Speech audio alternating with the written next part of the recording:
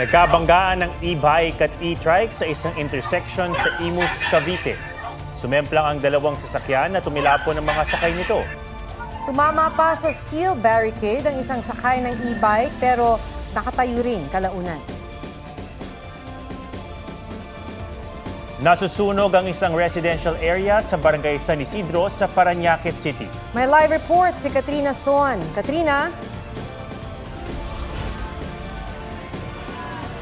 Ato, Maki, umabot nga sa ika-4 na alarma ang sunog na sumiklaba dito sa lungsod ng Parañaque mag-aalas 7 ng gabi kanina.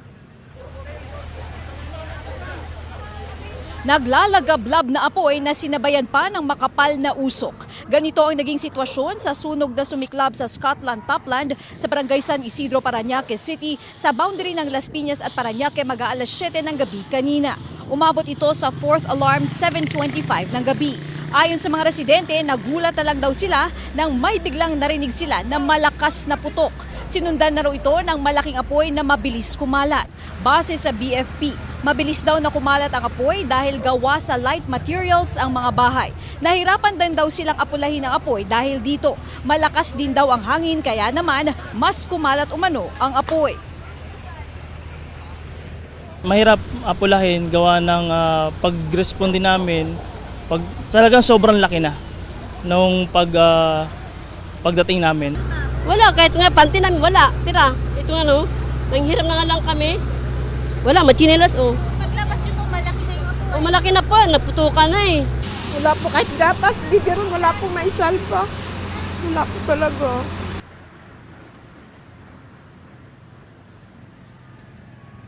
Ato, Maki, sa mga oras naman na ito ay inaalam pa ng BFP kung ilang bahay ang natupok. Wala namang reported casualties sa kasalukuyan. Maki? Maraming salamat, Katrina Son. Sa gitna ng patuloy na pagtaas ng mga kaso ng pertussis, bukod sa pagpapabakuna, inirekomenda rin ng Department of Health na iwasan muna ang paghalik sa mga bata. May report si Sandra Aguinaldo. Puspusan ang pagbabakuna ng mga sanggol sa Dagupan City laban sa iba't ibang sakit, kabilang ang pertussis. Lahat po ng 1-year-old pababa ay kinakailangan po na magkaroon ng 3 doses po ng pertussis vaccine. Ito po ay nakasama na doon sa tinatawag natin na 5-in-1 or yung pentavalent po na vaccine. Sa Iloilo City na nagdeklara ng state of calamity dahil sa pertussis outbreak, nagbahay-bahay ang mga health worker para kunin ang vaccination status ng mga batang 0 to 59 months. Gakablaka, maniging nakulbaan man sa bata, ay simpre way tangadaan mga kwarta, budlay magtubuan sa sangsakit. Sa datos ng DOH, 568 pertussis cases na ang naitala mula Enero sa buong bansa. 40 namatay, karamihan mga sanggol. Sa mga baby, sipon lamang yan. At dahil sa hindi pa sila nag-uubo, magsusuka po yan. At yung taas-baba dibdib, babantayan nila kasi mangingitim yung bibi at baka biglang huminto sa paghinga.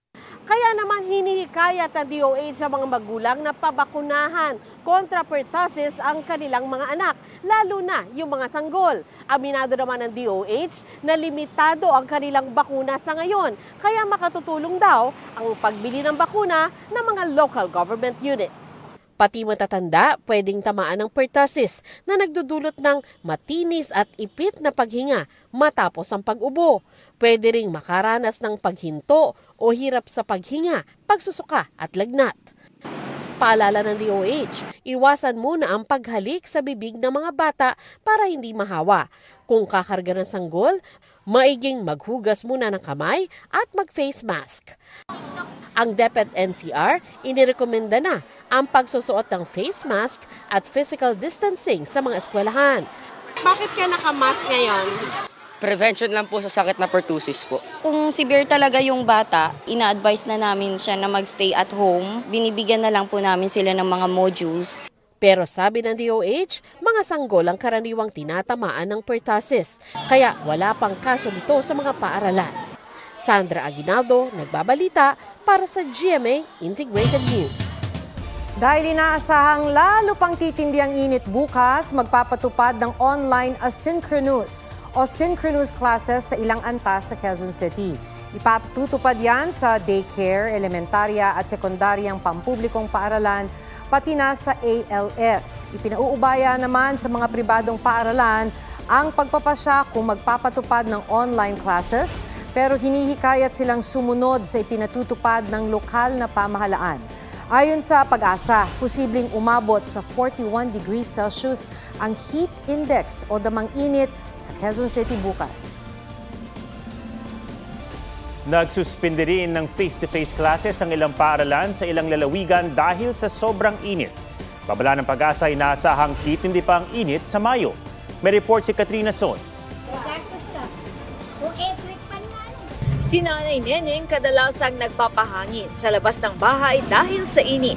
Anong gagawin namin? Magtiis sa init? Lalabas ng bahay. Si Virgil Lintaw naman, kahit nasa loob ng bahay, tinututok naman ang electric fan. Ang init kasi, sobra hindi ako makahinga. Base sa datos ng Pag-asa, ngayong unang araw ng buwan ng Abril, kapansin-pansin ang pagtaas ng heat index sa ilan sa mga probinsya sa bansa. At inaasahan daw na mas tataas pa ito pagpasok naman ng buwan ng Mayo. Inaasahan din ng Pag-asa na mas darami pa ang mga lugar na isa sa ilalim sa danger category ngayong Abril. Hindi rin daw isinasantabi ang posibilidad na may mga lugar na mapapabilang sa extreme danger category. Towards May, ay mas mag-increase pa po yung temperature natin and yung heat index. Dumadami na po yung relative humidity natin. Bukod sa Metro Manila, binabantayan din ng Pag-asa ang ilang mabababang lugar dahil dito mas tumataas ang heat index tulad ng Tuguegarao, Cagayan, Dagupan at Northern Samar. Sa tindi naman ang init sa Cebu City, nagdeklara na ng crisis sa tubig. 28 barangay na ang isinailalim sa state of calamity dahil sa epekto ng El Nino. Dagdag pahirap din ang matinding init sa pag-aaral ng mga estudyante. Sa Iloilo Province, half-day ang face-to-face classes mula noong nakaraang linggo dahil sa init. Kada sa ilo namon, gapamaypay pa kami ka notebook namon, kay nabudlayan kami magsulat, kay kainit, gabalas namon, katulot-tulot na balas naman sa namon. Pero sa Dumangas, Iloilo, suspendido na talaga ang in-person classes sa elementary level. Sa Iloilo City, ipinatupad ngayong araw hanggang bukas ang alternative delivery mode mula preschool hanggang senior high school sa pampubliko at pribadong paaralan. Sa Rojas City sa Capiz, suspendido rin ang in-person classes. Sa Western Mindanao State University, may nahimatay pang estudyante dahil na-dehydrate. Ipinatutupad doon ngayon ang synchronous classes. Kung kayo po ay nakaka-experience ng extreme heat sa inyong lokalidad, nasa sa inyo po ang kapangyarihan po para i-shift ang inyong face-to-face classes to online classes. Paalala ng Department of Health, dalasan ang pag-inom ng tubig. Mapapansin din naman yon na talagang kayo ay mamalagi na sa panganib kasi namumulan na yung balat nyo, nababawasan na yung pawis at may hinihimatay pa kaya nagkakaroon ng muscle cramp. Maaaring ikamatay po ang heat stroke. Katrina Son, nagbabalita para sa GMA Integrated News. Special guest sa kani-kanilang vlog, sina Barbie Forteza at Kim Chiu. Ang kanilang kwentuhan at kulitan sa report ni Nelson Canlas. Pride and honor. Yeah. Ano yung pinakamasakit? Romantic breakup or friendship breakup? Sa'yo, girl! Ang tagal ng pause. Nakakainis. Tawanan at intriga overload ang crossover guestings ni na Barbie Forteza at Kim Chiu sa kani-kanilang YouTube channels. Mabilis ako mag-move on. Ikaw ba? Oo, mabilis ako mag-move on. Ay, ano ba yun? Looking forward din daw ang dalawa na magkaroon ng project together. Kung mabibigyan tayo ng chance or kung mabibigyan ako ng chance na maka-work ka, ano yung naiisip mo na pwede nating gawing project together? Gusto ko yung ano tayo, like gumawa tayo ng nakakatawang pelikula. Ay, todo yes, funny, na magkapatid, na baliwan, yung magka-away pero nag-reconcile.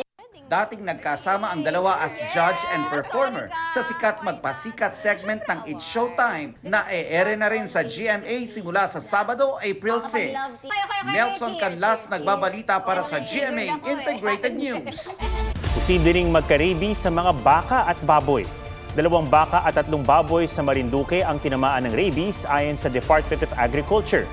Ang sintomas ng rabies sa baka kapareho rin ng sa aso, grabing paglalaway at nauuwi sa pagkamatay sa loob ng 3 hanggang 5 araw. Kung hindi naluto ng maayos ang karne ng baka o baboy na may rabies, pwedeng lumipat sa tao ang virus. Mahalaga rin ang pagpili ng pagkukunan ng karne na dapat ay may tatak na nasuri ng meat inspectors. Pero bago yan, kailangan pinababakunahan na rin kahit ang mga baka.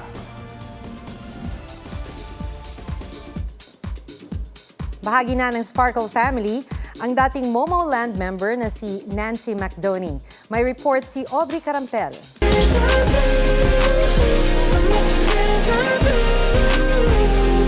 Promise of Reunion. Mensahe ng comeback single ng Tomorrow Vibe Together na Deja Vu. Best album compilation naman na 17 is Right Here.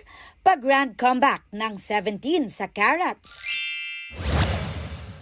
Never before seen photos sa wedding ng crash landing on new stars, Son Ye Jin at Hyun Bin, trending.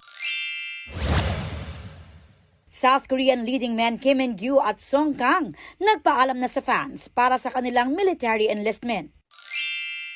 Annyeong Sparkle, see you soon. Dating member ng Momo Land na si Nancy McDonnie, bahagi na ng Sparkle family. Aubrey Carampel nagbabalita para sa GMA Integrated News.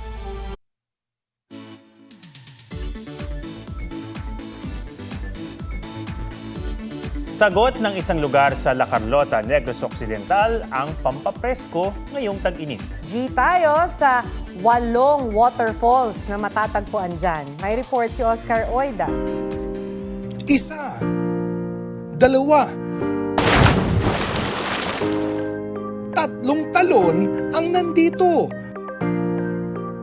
Pero di lang yan dahil mayroon pang pang-4, pang-5, pang-6, pang-7 at pang-8 waterfalls. Ikaw na ang magsasawa dahil nasa isang barangay lang yan sa lungsod ng La Carlota, Negros Occidental. Ang lugar na ito ay bahagi ng Mount Canlaon Natural Park, kaya para ka na ring nag-hike sa pagbisita sa bawat waterfalls. Bawat talon may nakabibighaning ganda at kakaibang katangian, tulad nitong tinatawag na Busay Kapit o Twin Falls dahil sa tila kambal na daluyan ng tubig, at Busay Gamay na ang ibig sabihin ay maliit na talon o Baby Falls. Siyempre, palalampasin mo ba ang pagkakataong maligo sa malamig at tila nagmamasahing agos ng tubig? Kaya hindi nakapagtataka na ang tinaguriang Unlimited Falls ang isa sa pinagmamalaking tourist destination sa probinsya. Oscar Oida, nagbabalita para sa GMA Integrated News. Yan po ang State of the Nation. Ako si Ato Maraulio para sa mas malaking misyon. Para sa mas malawak na paglilingkod sa bayan, ako si Maki Pulido mula sa GMA Integrated News. Ang News Authority ng Pilipino. Mga kapuso, sama-sama tayong maging saksi. Mag-subscribe sa GMA Integrated News sa YouTube at para sa mga kapuso abroad, samahan niyo kami sa GMA Pinoy TV at sa www.gmanews.tv.